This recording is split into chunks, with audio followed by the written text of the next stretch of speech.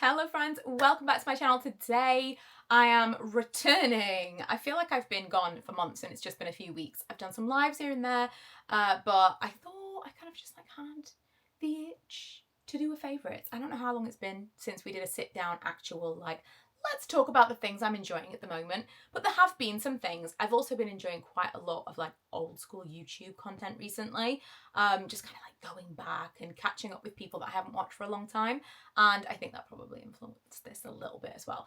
But I have quite an eclectic mix of things. Some are, a real spectrum of prices and uses. Some are very new because I've had some really nice PR packages recently, some unusual things. I usually get a lot of skincare and less makeup, and recently I've been trying more or been sent more things, and obviously with me being on a no-buy for the year, it has kind of put a little bit of a dampener on any kind of beauty content because it gets a little bit samey when I'm only talking about the same things all the time. Now, for me, that is realistic. If you look in the average person's makeup bag, you're not looking at new things all the time, but when it comes to reviews and making videos for this channel, it kind of became a little bit forced. So, in coming back to you, I was quite happy to be able to show you some new things. First of all, this was not sent to me. This was my husband's and I stole it. This is the 2-in-1 anti-dandruff shampoo and conditioner. It's basically the Head & Shoulders dupe from Morrison's. I looked this up and it's £1.60 for this bottle. And let me tell you why. I used that today. I used this today, right? And nothing else. No other conditioner, no serums. I used a heat protectant because I blow dried my hair, but other than that, nothing else in my hair apart from this. I'm quite a fan of Head & Shoulders anyway. I think it gives me a really clean feeling and really shiny hair. But the reason I started using this, because I'm usually a massive fan of the Aussie Mega shampoo, is they didn't have the big bottle of the Mega in my Tesco that I went to when I ran out. So I bought a new thing that, upon first glance, made me feel like shiny, clean, Aussie, oh my gloss. Anyone who's used this, I feel strongly, will be like, oh, I know what she's going to say. I'm going to mix in some not so favourites here, but I will link everything, equal opportunity. Just because it's not for me doesn't mean it's not for you. I didn't realise when I picked it up that it says sulfate free. Wonderful. Underneath it says, with white strawberry, this gentle clean, already gentle is not going to be for me, gentle clean shampoo is a ripper. Oh, Australian.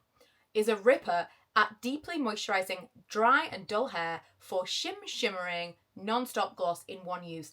This is not for people with oily hair, not for people who want that clean feeling. This is for people who have either damaged hair, or maybe you have hair that, you don't even know what kind of hair. What kind of hair doesn't want to be clean? I don't even know who is using sulfate-free shampoos. Because if you are, maybe you'll love this. And I mentioned this in another video and someone was like, oh, you need to multiple washes. I tried 3 times in one session, washed my hair. My hair still felt greasy. And this was literally I'd washed it one night. The next night I felt like I had to wash it again because it already felt dirty. And I was like, maybe it's me. I did several washes and still I couldn't get that clean feeling. I understand that it's going to do something maybe to smooth and condition your ends, but there's got to be a line between that, coating your ends and giving you that gloss and that shine, and actually cleaning your hair, because this just felt like such a meh product to me. But I would love to hear from those of you who've tried it, because maybe it's just me. I do really like that clean feeling, but I felt like my hair looked lank and a little bit dull afterwards. So it wasn't even oh, it looks so shiny, but it feels, no, it looked as bad as it felt in my mind. What else do I have to talk about? So many things. Oh, I've got another hair thing in here. That made it off my disappointing products list onto my favourites for a completely different reason. I think mentioned this a couple of times, how I use it now. When I have my hair back, which is often, in this heat, I had my hair down the other day, which, by the way, what do you think about the colour? Because I'm going back to the hairdressers soon, and I've been looking at inspiration pictures, and I was like, do I go blonder? And I think no. The only reason I wanted to is, while it's short, if it gets particularly damaged, I can just cut it, and it's not a big deal. I don't feel like I'm losing a load of hair. Not that I think my hairdresser would damage my hair, but I think she is a little bit nervous. She doesn't do any major changes overnight for that reason. But I was kind of steadily going blonder, and that was the plan. And now I'm I'm kind of in a bit of a zone of trying to find my colours at the moment. I think I'm a soft autumn. I'm looking at different people and like inspiration pictures, and almost always I like them to be kind of like a medium bronzy colour the best. I was particularly looking at some gorgeous pictures of Suki Waterhouse, who she has like a gorgeous hair colour, and I'm like, maybe I go more in that direction. Anyway, that's by the by. I have been a bit blonder for a while, and I saw my friend last week and she was like, oh my god, you're so blonde. She sees me all the time, but I have my hair slicked back 99% of the time because it's so flipping hot. Like even now, I'm feeling sweaty on the back of my neck. It's not comfortable. I don't love it. So what I started doing when I have my hair up like that to make it look a little bit more polished, I like slick it all back, and then I use the JVN Complete Air Dry Cream as kind of like a wax, like as a finishing cream. I hate this for its original purpose. Again, for all of the reasons that I've already mentioned, I like the clean hair feeling. I do have a bit of a problem with product in my hair anyway, but this particularly, it was like using wax in my hair. I don't understand it. I don't get it. I've seen, maybe if you've got like super, super straight hair, then maybe it's a bit like a salt spray, you know, like the beachy sprays. I never got along with those either. So maybe it's like that. In which case, I kind of get it, because that was never for me. It made my hair feel really like tangly and just like, ugh. Whereas my hair has quite a lot of volume and texture naturally. And so maybe I'm just not the target audience. Although I feel like everything I've seen about it is like, it brings out your natural texture. If you've got wavy hair, you'll love it. I don't. I just don't. So I found a way of using it, and using it this way, I've been really enjoying it. And it lasts a long time. This is a travel size. I think it's like 11 or 12 pounds, which is relatively expensive. But the way I've been using it, I would buy this again for this purpose, because it's kind of like a lotion in your hands. Rub it together, slick it back. It gives me some hold. It gives a little bit of shine, but it makes everything look kind of like polished and together.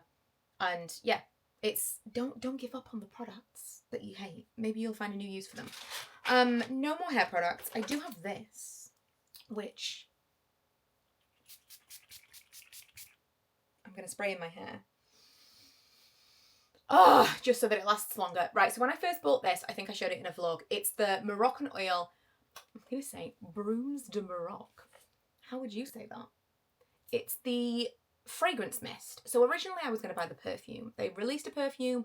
I was all in because I love the MoroccanOIL scent of their products, but the products are quite expensive, and I don't know that right now where I'm at in my hair journey, it's worth it. Like when I had really long hair, the MoroccanOIL was nice because I felt like it really did like treat my hair. Now my hair's too short. It's too short to spend that kind of money on. It's not for me. But I really do love the fragrance. So when they brought out the perfume, I was like, oh my God, I'm 100% I'm going to buy that. But it's £25 for like this tiny little, like 10 mil. I did look for it at the airport because I thought that would be the perfect holiday buy. When I go to New York, if it's in Sephora, will I buy it? Maybe. But when I was looking it up, I found this. I think I bought it from Amazon. I'll find wherever it's cheapest and link it for you below. But this is the exact same fragrance, but it's in a mist. So it's obviously like the body mist equivalent to a perfume. It's not going to be like pow, full. But I mean, that's a strong smell to me right now. The only thing I will say about this is it does have an initial alcohol smell that takes a while to dry down. And when I first received it, that first spray, I was like, oh, I don't like this at all. It doesn't smell right. Eventually, I don't know if maybe it was new, maybe I needed to shake it, I don't know. That first spritz, I was disappointed. Since then, it's kind of like my fragrance of the summer. And I say that I have a perfume that I sell, but I feel like that perfume that we have is more evening and winter. It's definitely like a heavier, it's got a lot of the same notes as Black Opium from YSL, whereas this is like fresh summer. It's a really, really nice like holiday fragrance, and this is so much cheaper than the perfume. So much cheaper than the perfume. So I mean, even if you just think I'm gonna buy that and see if I actually like wearing the fragrance, it's a cheaper way of doing it. I have a couple of skincare things. Not a shock. I've got the CUREL Moisture Facial Milk. So I've talked about this before. I don't know how much, I've got like that much left in here. I have mentioned this before because it is a really nice product. This, straight after washing your face, when your skin's still a little bit damp, put it in palms of your hands, just like press it all over your skin. It's like a first layer moisturizer. Love it. I love it so much. When I use this, I use it on my face, on my neck and my chest. I see, an immediate difference in the hydration, the visible hydration. Everything looks kind of plumper, less fine lines everywhere. Everything, it just kind of, it absorbs and looks great straight away. I will leave it maybe 10 minutes. I've talked about this before, but I do enjoy doing my skincare downstairs. So I do this while I'm watching TV. I have a bath, do my face, you know, my actual cleanser and stuff. Then I come downstairs and do my skincare. And I do it that way because I can take my time with it on the sofa over the course of however long I want to do. Like, I'll do a little bit of this, I'll do a little bit of this. So I allow things to sink in.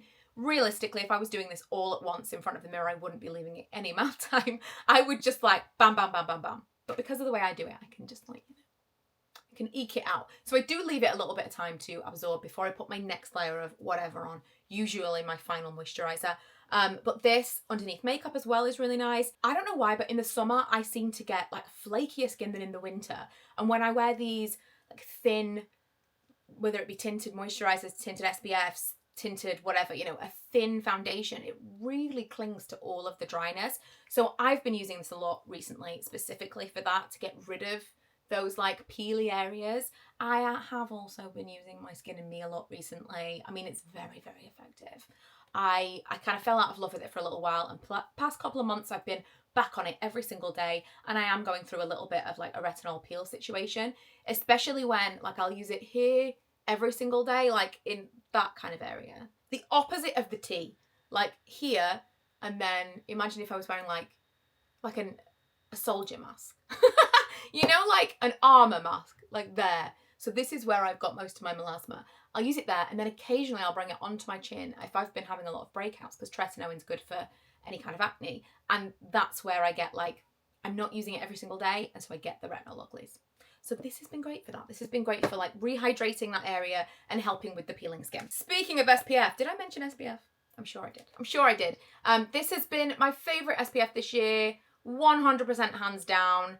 I was going to buy another one. This is my second bottle. And then L'Oreal sent me a PR package and I got a different version. I'll show you. I've got it ready to use. Still in the box so that I don't have two open at once because they don't last forever.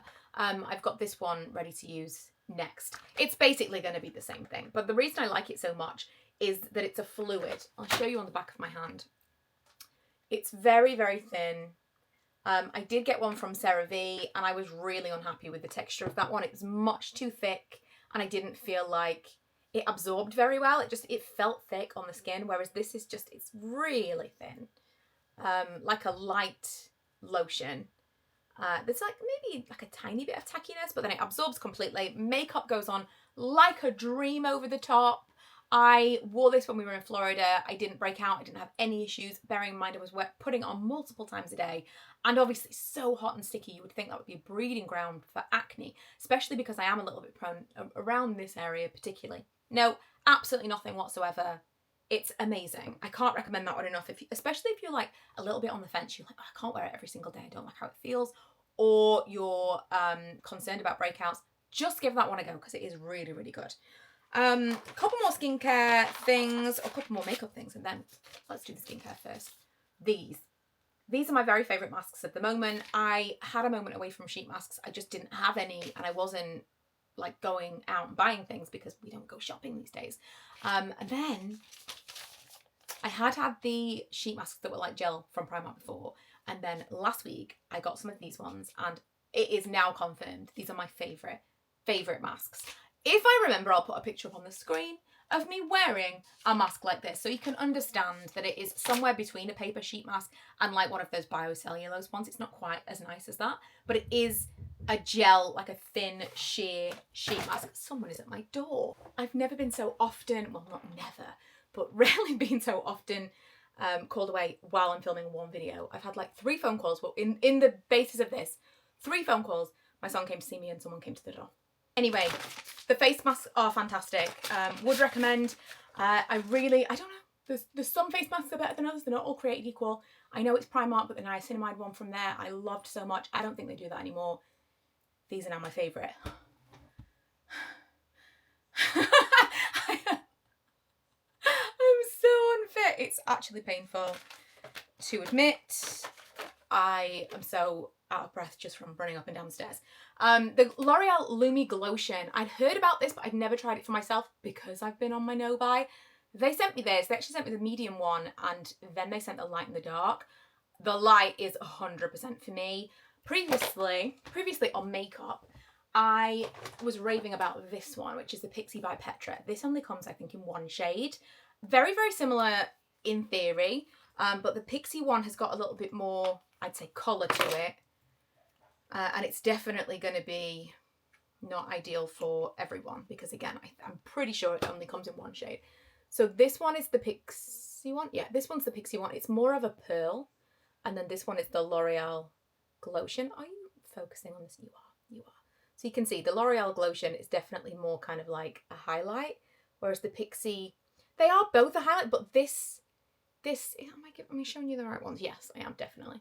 This one is more like, it's almost like a glowy tint to the skin. Whereas this is like a full-on sheen.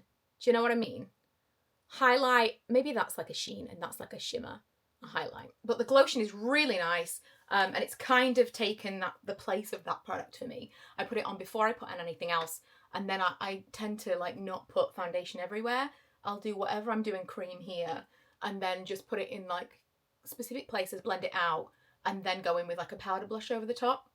And we've got a bit of a sheen situation going on. Something that was disappointing, but I'm going to revisit. Would you like a foundation review? A whole video for one foundation.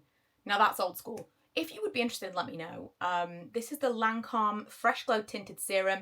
The shade they sent me was 12N. And I love, in theory, look at this. I love this. This looks so interesting. It's like a skin ink, which I have seen products similar to this before, but look. Isn't that an interesting concept? So yes, it is. The problem is, much as I liked it on my skin initially, I'm like, oh, it looks so great. Because I've got all of the dry areas, like this situation, it just clings immediately. So what I would like to do is show you it on skin that has those dry patches. Here's what it looks like. And then when I get my skin into a better condition, I'll show you again and I'll put that into one video. So let me know what you would think of that. It's in my disappointing products because I can't use it right now. But I feel like if my skin was in better condition, I'd be like all over it. But it does need a little bit more time to really inspect what it does on the skin, because I've only worn it once or twice. Because I don't feel like I can wear it out of the house because I'm very aware of what it looks like. Finally, another product from Lancome. They did send me these things, but I swear I'm not being paid to talk about them. This is what I'm wearing on my lips today. It's the Lip Idol Juicy Treat in number 33. This is their answer to like old school Juicy Tubes. They're coming back. Gloss is back, and this, I can't put my finger on it, but it's exactly like something else. The smell, the sweet mint, it smells exactly like something else, and I just can't remember. It's got like a slight tingle, but it's not really like, it's not plumping in any way. But I love that. They do a clear-ish looking one as well. Quite a lot of different colours, but this is definitely my favourite. And I really like how it feels on the lips. It's not sticky. It's not thick and gloopy, but it's there. Do you know what I mean? Like I can feel it on my lips. It's not completely weightless, but it's nice. It's nice. I like it. Anyway, that's everything I wanted to talk to you about today. It's been a minute, like I say. It's been a minute. I have to film an empty, sorry, I know it's really annoying when people play with their hair, but like, I feel like my hair is just like, it's on me. It's sticking to me. It's, I think part of why I didn't want to sit down and film stuff is because it's been so hot. It's just, I'm miserable in this weather, honestly. I'm really trying not to be, but I am. I am miserable in this weather, and someone has just knocked on my door again. So I'm going to go. Thank you so much for watching. Don't forget to check out the links below, and I will see you guys in the next one when I won't be disturbed as often.